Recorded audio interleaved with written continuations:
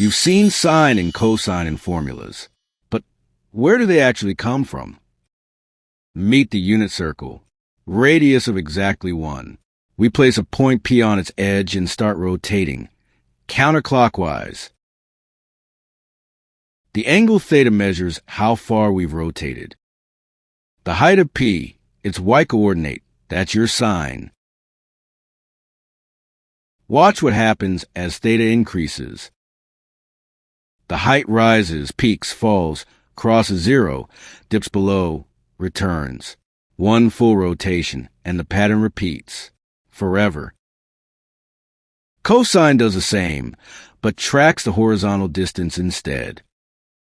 Sine and cosine don't repeat, because someone decided they should.